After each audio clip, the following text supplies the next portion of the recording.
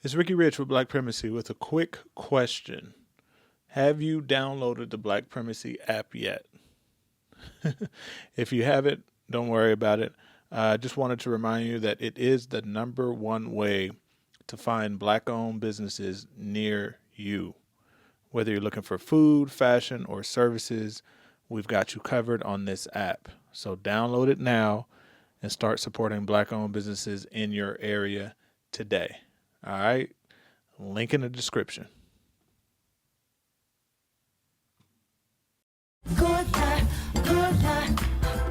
I know y'all haven't seen my face in a while, and I'm sure that you've been wondering where we've been.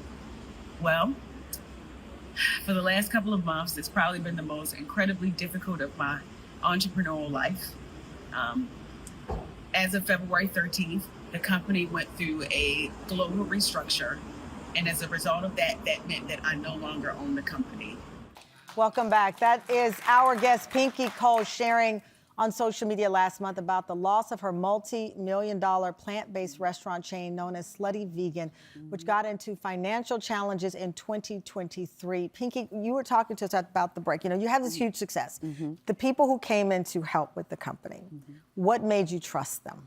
Because I'm a trusting person, and as a new entrepreneur, an official entrepreneur, I'm green, right? So I don't know what I don't know. So right? you'd never taken any business courses, anything like that? Never. I've had businesses before, but not in this capacity. So this was truly a magic in the bottle thing. This truly has been a unicorn experience for me. Wow. Even the bad situations, because, you know, I laugh now because it's almost like I went to Harvard University of restaurants. Yeah. Because it cost me a couple $1 million to learn the lessons, but I did. And when I brought these people in, I was hiring for the heart. Right? But hiring for the heart is not enough. That's what I wanted to know. You understand what I'm saying? Like, you know, it's important now that I know, I need to hire expertise, people who have scaled businesses before, people who have the same mindset and ethos that I do. If they don't have that, then they can't go. You understand what I'm saying? Yeah. That was important. That's it. This past February, you said you were left with no choice but to give up control and ownership of your company. Why? Financially, I couldn't do it anymore. You know, it went from having $10 million in real estate to selling the real estate to make sure that everything was good for the business to having to fund payroll myself. I couldn't do it anymore. I could not. I literally, mentally, I was dying on the inside. And here I am. I'm a mother, I'm a wife, I'm a daughter, and I had to make a decision. Was it my personal life, or was I going to let this business kill me? And I'm not letting this business kill me. Yeah. And I want to go back to what you were talking about. You know, you realize there's some problems and you start looking under the hood. yeah, What did that feel like? betrayal, hurt, ignorance. I felt a lot of guilt because I'm like, well, if I would have did this differently, if I would have been more active, maybe if I didn't have kids, this wouldn't have happened. Like, so I started beating myself up at first. What was the sign that when you pull up the hood and you say, oh my gosh, my business is in trouble? What was that? I was losing $100,000 a week. So I had to come up with an additional $100,000 every single week. And I came into my company as a new hire. When I came back in 2024, I didn't even know where the bones were buried, right? I literally felt like a new hire. So I'm asking other people questions about my business. And at that point, I said, oh no, that's not gonna work.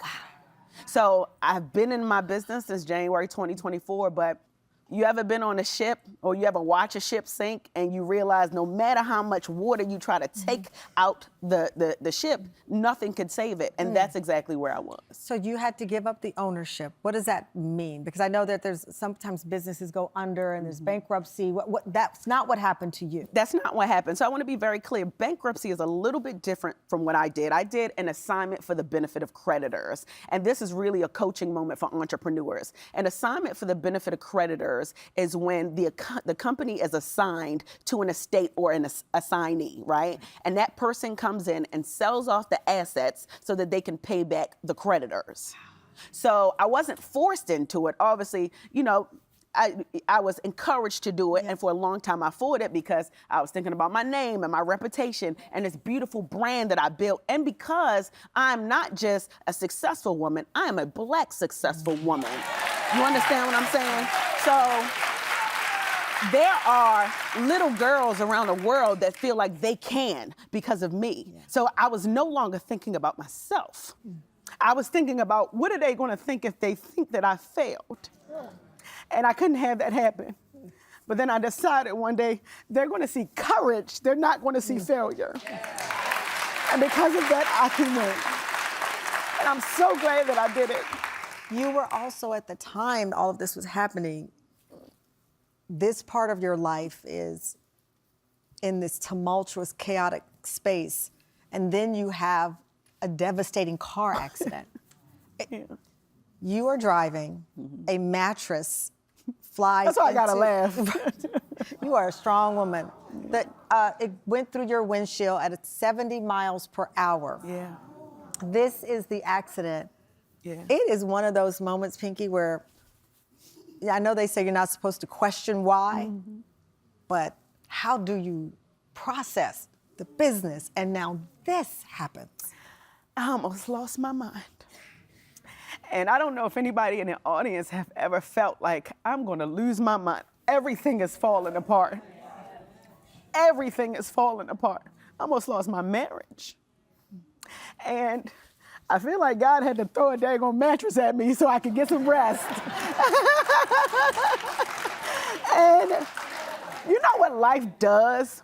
Life will make you put things into perspective so that you can get still to prioritize what is important, because we only got one life to live. And I made a choice in my mind that I'm going to live my life so intentionally. And not an investor, not a bank, nothing can derail me from building this billion-dollar company that I know that I have in my back pocket, and that's called Slutty. Coming up, how Pinky is rebuilding her company and the lesson she hopes every entrepreneur or person with an entrepreneurial spirit learns from what she's gone through. We're back with Pinky Cole. All right, I hope you enjoyed the video. Please check out the other content that we have on this channel. But before you go, I wanted to remind you again not to forget to check out the Black Primacy app. It is the best way to connect with Black-owned businesses near you. They need your support. We need your support. Link in the description.